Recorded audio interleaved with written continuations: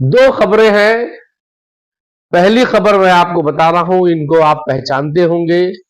ये है माधुरी बुच, जो सीबीआई की सेबी की पिछले 3 दिन पहले तक डायरेक्टर थी, चीफ थी, और आज ये एक न्यायालय ने इनके ऊपर मुकदमा दर्ज करने का फैसला किया है।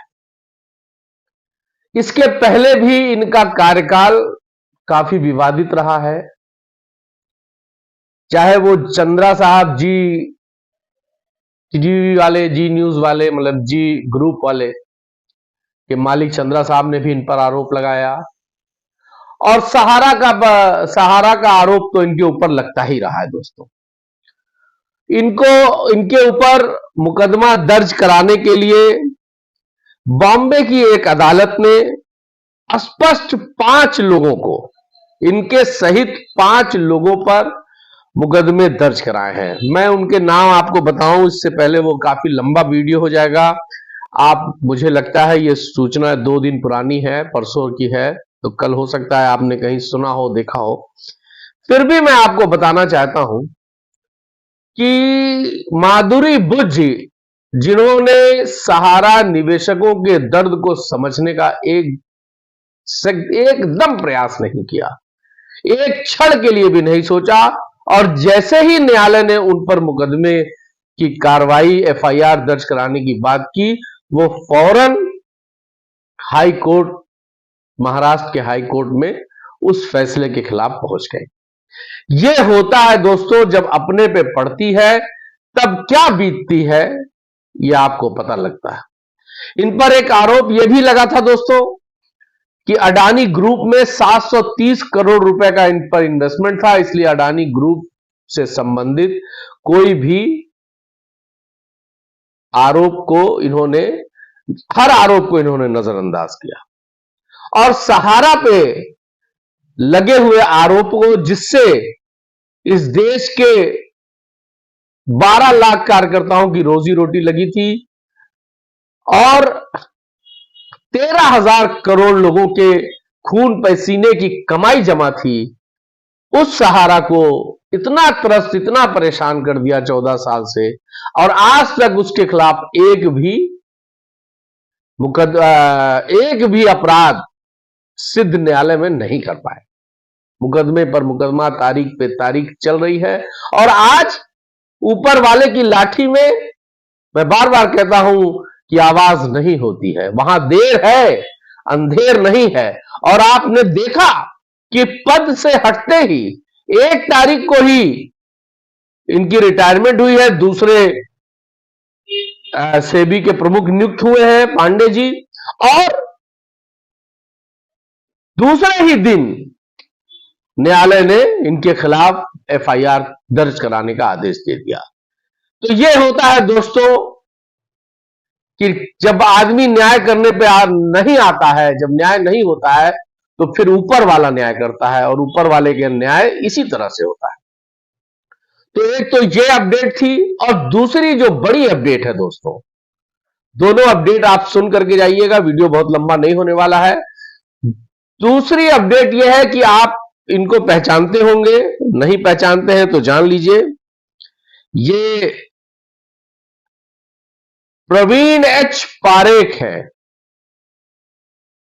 ये प्रवीण एच पारेख जी हैं, जो सुप्रीम कोर्ट के सर्वोच्च वरिष्ठ वकील हैं। ये पिछले कई सालों से सुप्रीम कोर्ट में प्रैक्टिस कर रहे हैं, और इनकी अनुभवता और इनकी समाज के प्रति इनका वो इस देश का जो सबसे बड़ा चौथा सर्वोच्च नागरिक सम्मान है, पद्म श्री सम्मान से ये प्रवीण एच पारेख जी को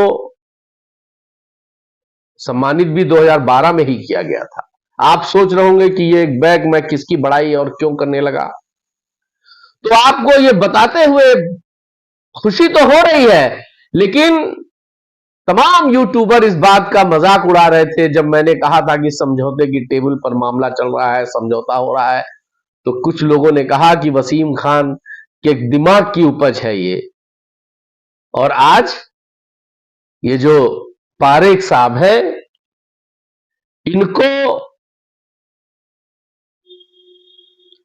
बहुत बड़ी जिम्मेदारी दी गई है। सहारा सेबी केस को समझौते के लिए दिया गया है, यानी जो पंचायत आप कह सकते हैं देसी भाषा में, उस पंचायत के पंच बनाए गए हैं पारेख जी, ऐसी सूचना आ रही है। टेबल जो सजा है मध्यस्थता का, उस टेबल के प्रमुख होंगे पारेख जी। दोस्तों, एक बात और मेरे जहन में आ रही है, इसको आप कह सकते हैं कि वसीम खान के दिमाग की उपज हो सकती है। और हां, ये मेरे ही जहन में बात आ रही है और मुझे ना जाने क्यों ये लग रहा है कि संजीव खन्ना जी, जो इस देश के सीजीआई हैं वर्तमान समय में, जिनका रिटायरमेंट भी मई में होना है, और संजीव खन्ना जी ही एक ऐसे जज हैं जो जब मुख्य न्यायाधीश नहीं थे उसके पहले से ही सहारा सेबी के पूरे प्रकरण की नस नस को वो जानते हैं। और उन्होंने इस पूरे प्रकरण को फ्रॉम द बिगिनिंग 2012 से लेकर के और आज 2025 तक इसको देखते चले आ रहे हैं। संजीव खन्ना जी का ही वो आदेश था जिसमें उनको 25,000 करोड़ जमा करने के लिए सहारा को दिया गया था, जिसको सहारा ने डिनाई किया था और कंटेम्प्ट में सहारा श्री जेल गए थे। और आज फिर 12 साल बाद वही फैसला संजीव खन्ना जी ने दिया, क्योंकि न्यायालय को यह लगता है और न्यायालय को लगना भी चाहिए कि अगर उसके आदेश का पालन नहीं हो रहा है तो दिस इज कंटेम्प्ट। लेकिन न्यायालय ने साथ में एक बात और कही थी कि आप पहले कंटेम्प्ट को खत्म करिए और फिर हम आपकी बात सुनेंगे। और दोस्तों, मुझे मेरे दिमाग की उपज क्या है वो मैं बताना चाहता हूं, मुझे लगता क्या है वो मैं बताना चाहता हूं। मुझे पूरी तरह से यह लगता है कि संजीव खन्ना जी अपने रिटायरमेंट से पहले सहारा सेबी के इस विवाद को का सुखद अंत करके जाएंगे।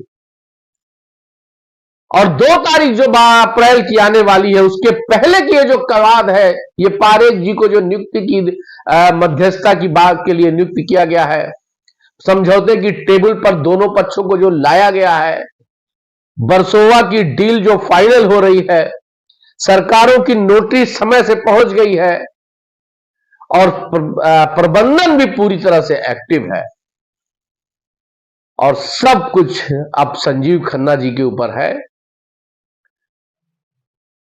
तो मुझे यह लगता है, मेरे दिमाग की उपज इसको आप कह सकते हैं, कि संजीव खन्ना जी जाते जाते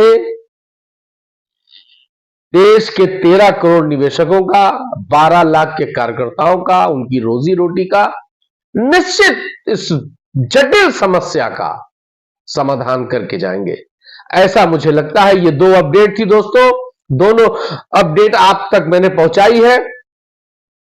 एक और बात आपसे बतानी थी कि मैंने इसके पहले एक इंटरव्यू किया था सहारा के बड़े लोगों के साथ, और उनकी बातें और उनका क्या था वो सब कुछ आपने सुना होगा, वीडियो थोड़ा लंबा था।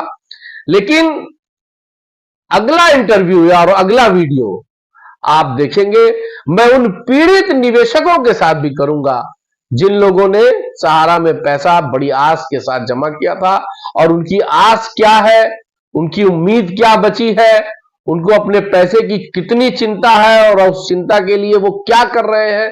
मैंने तमाम सवाल मैं आपके बीच में उन निवेशकों को, अब निवेशकों से, अब जो भी निवेशक अगर कोई आना चाहे तो आ सकता है, वरना मैं निवेशकों से बात करने की तैयारी कर रहा हूं और वो भी आप तक लेकर के आऊंगा।